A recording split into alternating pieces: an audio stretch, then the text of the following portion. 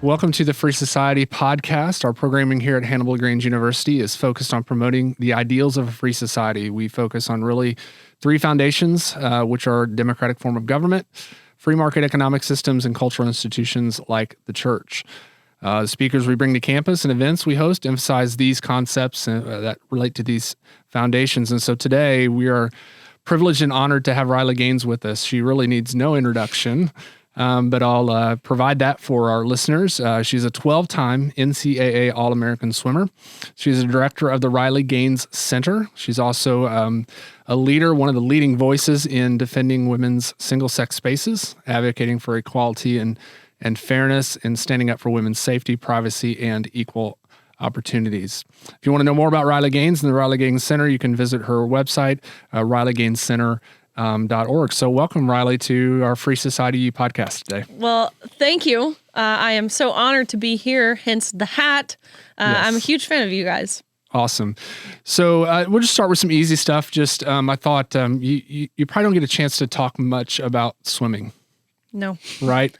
So best piece of swimming advice you've ever received that's helped you out in life? Ooh, me personally, I'm really not that tall for, collegiate, competitive, successful swimmers, especially in sprint events, which is what I did. Right.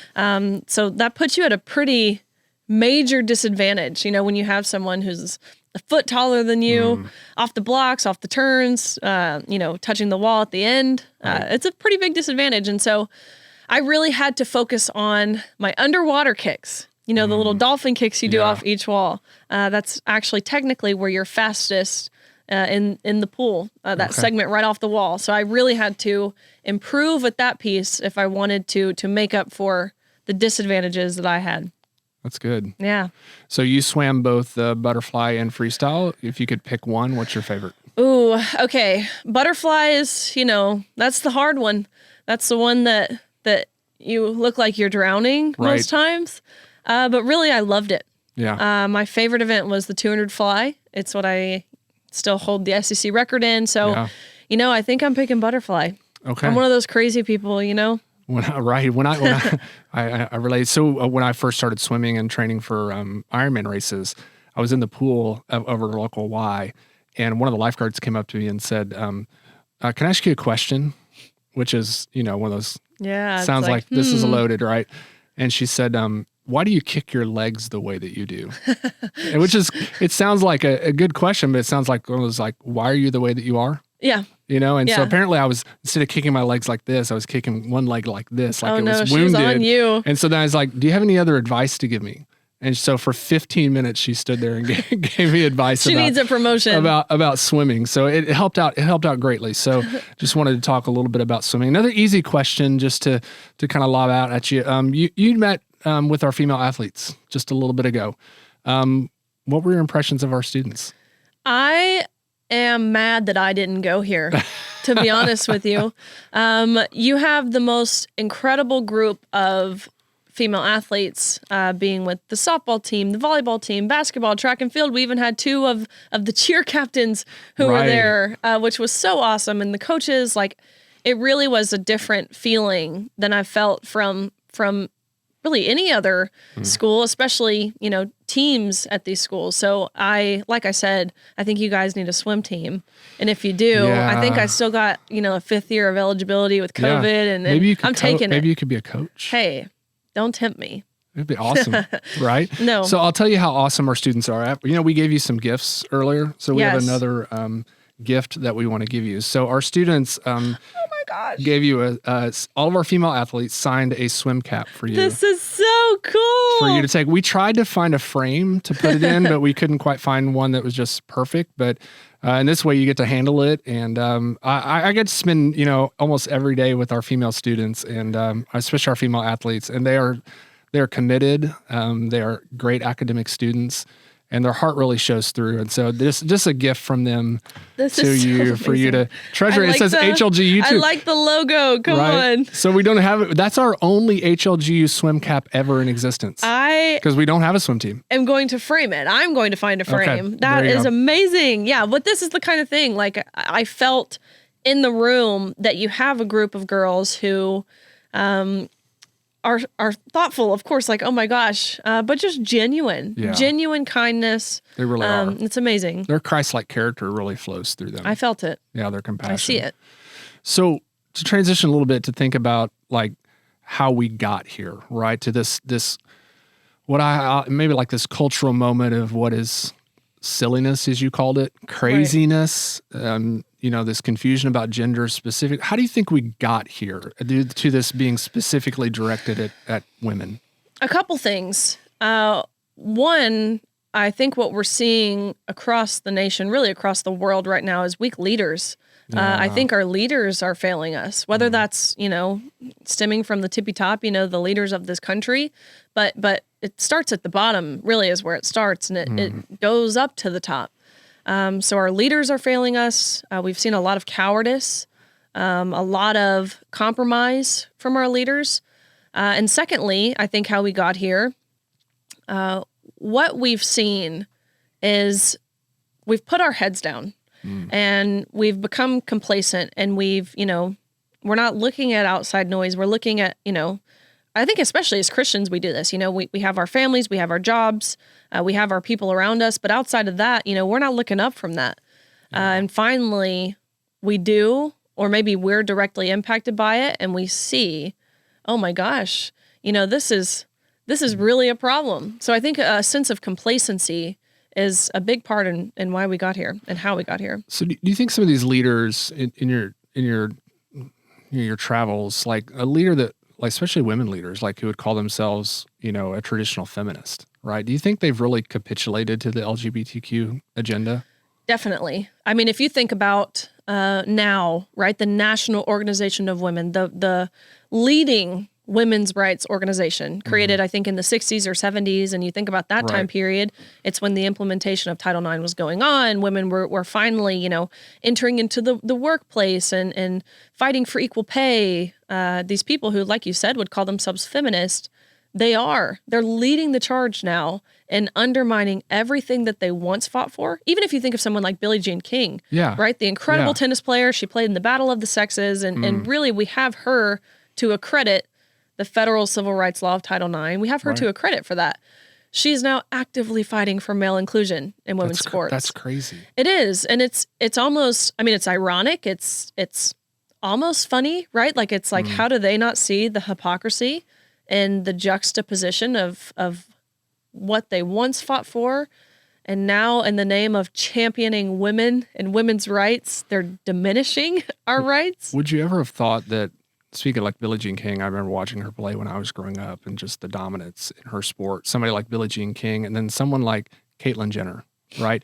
Would you ever imagine that you would have an advocate? Because Caitlyn Jenner's been very open about keeping women's sports, So would you ever imagine you'd have a trans person advocating more for women's sports than you would like a traditional feminist? No way.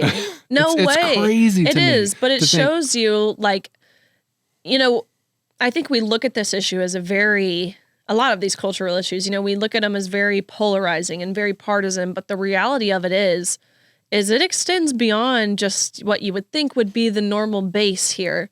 We are getting people like Martina Navratilova, right, who is a world famous tennis player. She's a part of the LGBTQ community. She's a lesbian. Yeah. But she says, look, I wouldn't have had the opportunities that I had if men were allowed to compete. And look, we don't agree on anything else, me and Martina, really, but we agree on this. And I think that's pretty powerful. She's taken a lot of heat from that. She has. The video, and so is J.K. Rowling. Yes. And others. So it seems to me, I don't want to be reductionistic, but it seems to me, as I examine this cultural moment, like a lot of it is attributed to a mental health crisis that we're having in our country. Definitely. I know you've spoken about that. Do you think really the movement from especially men transitioning to women, that has a lot to do with not addressing mental health issues? That's the root of this, is that rather than, if someone is genuinely struggling with things they're thinking in their head, they think they're born in the wrong body, and we're affirming that.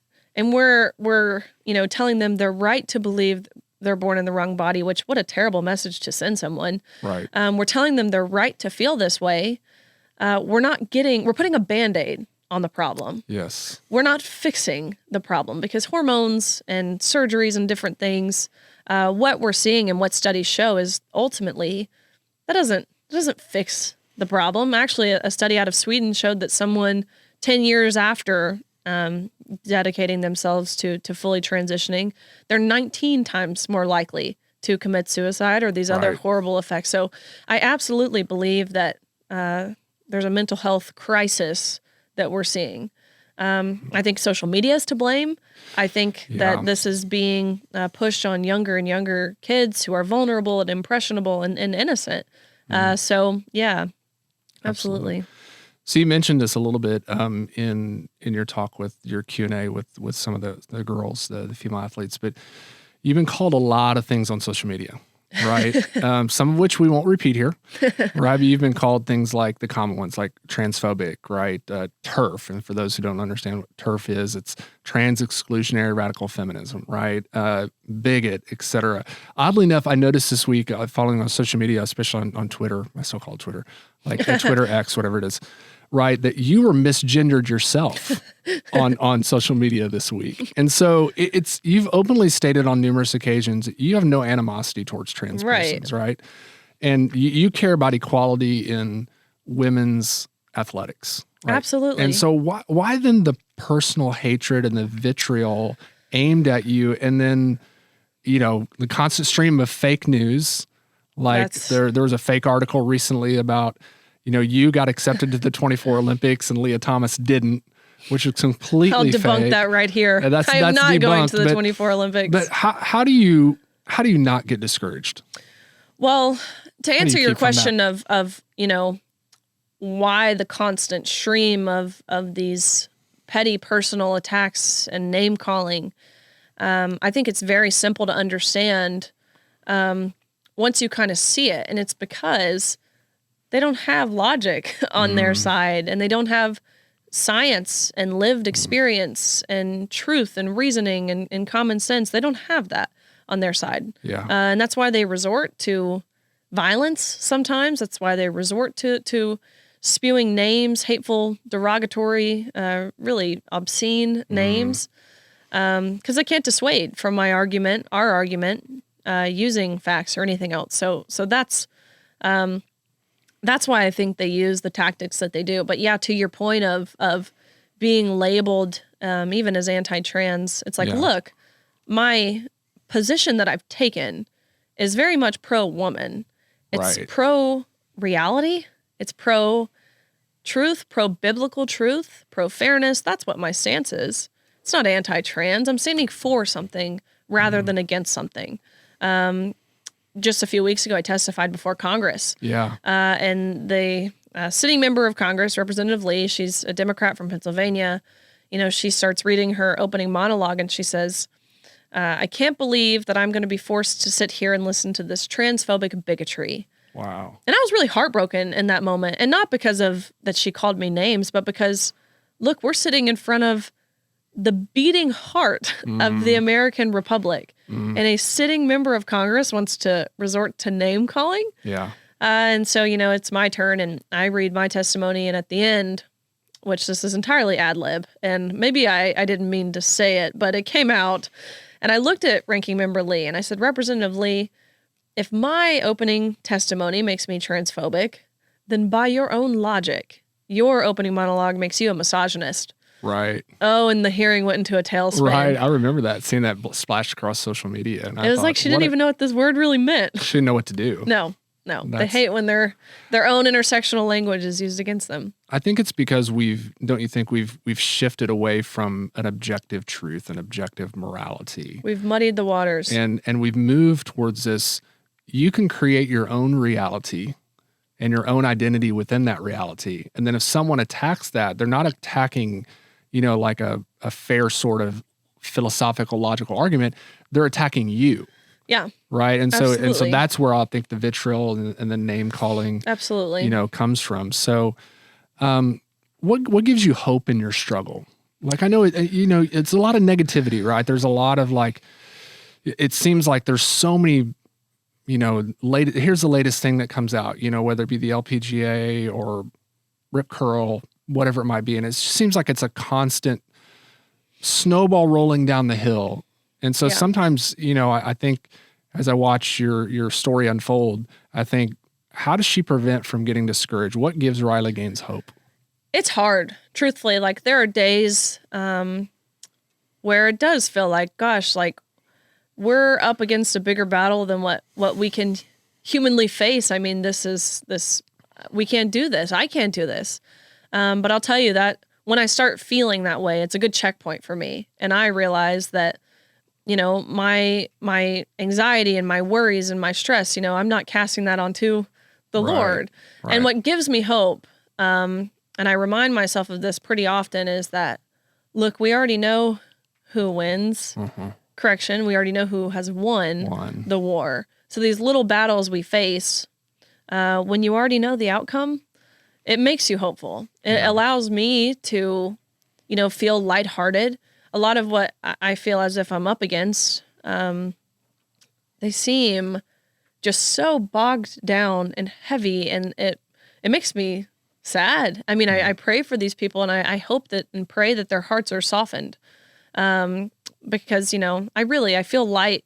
I feel like I can just, smile while doing this. So, well, the Lord knows what he's doing. Right. Right. And so you spoke about the tying of Leah Thomas, right? And down to the hundredths of a second, how that's not accidental. And like, the Lord obviously knew who he was putting in this position that could handle it. But where do you see sort of success and light breaking through in this struggle? Are there things maybe that we or our listeners would not know about, that it's on the horizon?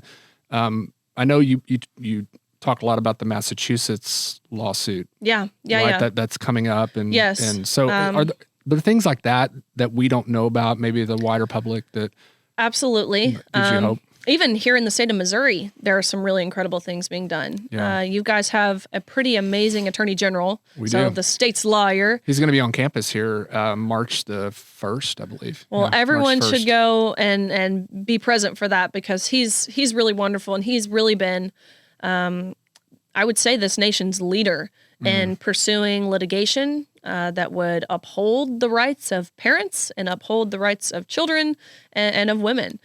So actually, he and I tomorrow are going to do a press conference together, and he's just wonderful. So even here in the state of Missouri, he just announced a lawsuit a few weeks ago about a school that was allowing boys into the girls' locker rooms, and because of the public pressure and that he really, and now that the public has joined on because of this lawsuit, the school is slowly and quietly trying to reverse policy. So even here in the state of Missouri, there are really great things being done. But yeah. So good to hear. Yeah.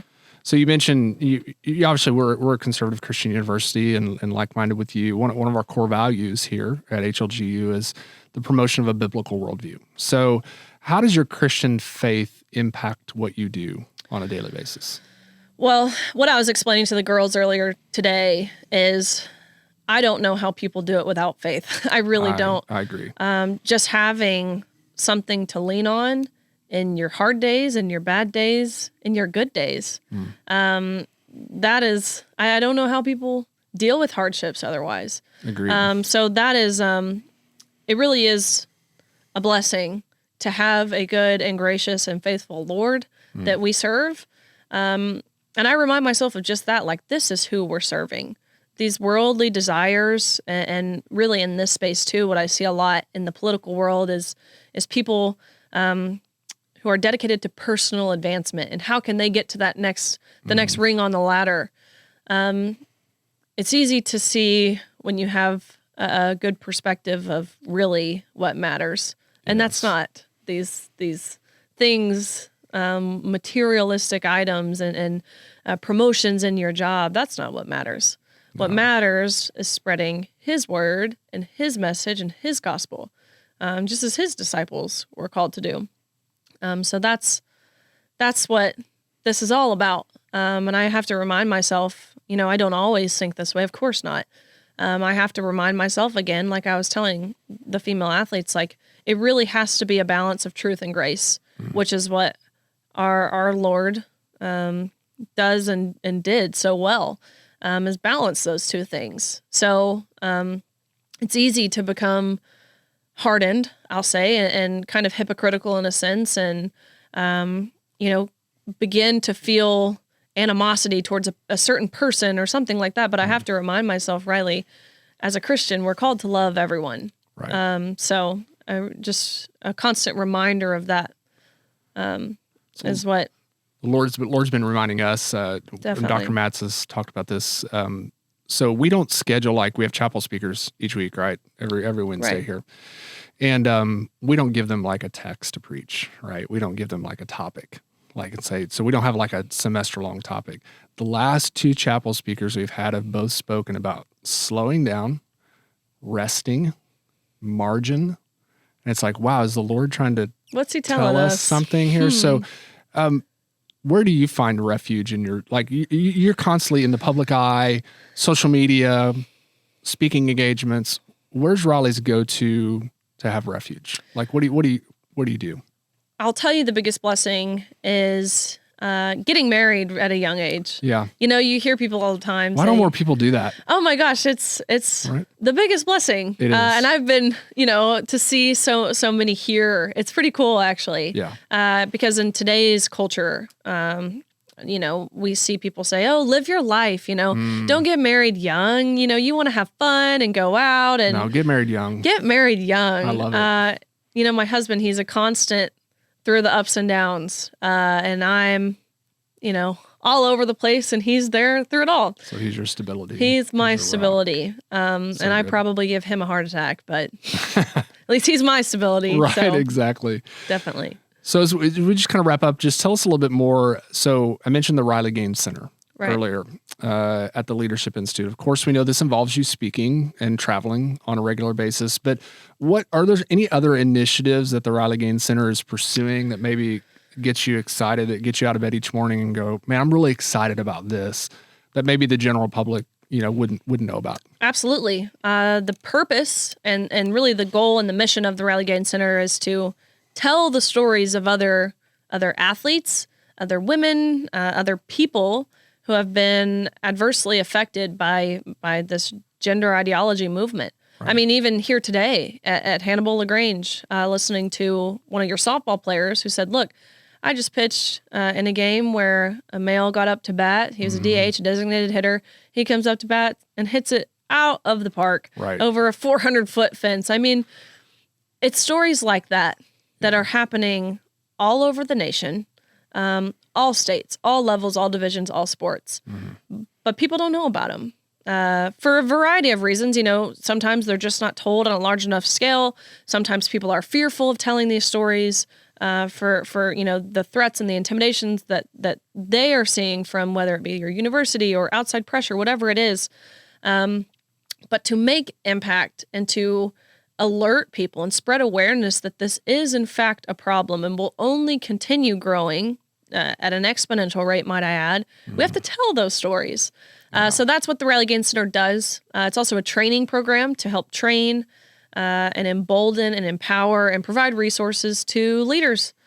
Because as mentioned at the beginning of this, of how we got here, we need strong leaders, whether that's campus leaders, community leaders, national leaders, school board leaders. That's the purpose and the mission of the Riley Gaines Center. What's on the horizon for you, Riley Gaines? What are you? The 2024 Olympics? I'm just kidding. No, I mean, have you been asked, like, are you going to run for office? Are you going to go into politics? Are you going to continue to do what you're doing? So what does it look like to be Riley Gaines in 5 years, do you think? Gosh, well, I'll tell you, I could not. You have to actually be crazy to voluntarily run for office. I've got to feel God really tugging me in that direction, and I might still even ignore him. I'm like, no, you got to be really crazy if that's something that you do. So we'll see. Of course, I won't rule anything out. And the question of where will you be in 5 years? I used to have a plan. I used to have a plan for myself. This is where I'm going to be, and I've totally stopped making plans because let me tell you, every time you do, God laughs in your face and he says, yeah, that's not the plan that I have for you. Yeah. So day by day, I pray for direction. I pray that for guidance and wisdom and strength and protection and all the things. So we'll see. There's a lot of different realms to this advocacy role, whether that is, a legislative role, whether that's, media. There's a lot of routes to take. So we'll see. Yeah. Well, we'll continue to pray for you and continue to support you as best we can. And we're so grateful to have you here on campus. Thank you for being our guest today and for our Free Society podcast. Well, thank you guys. Yeah.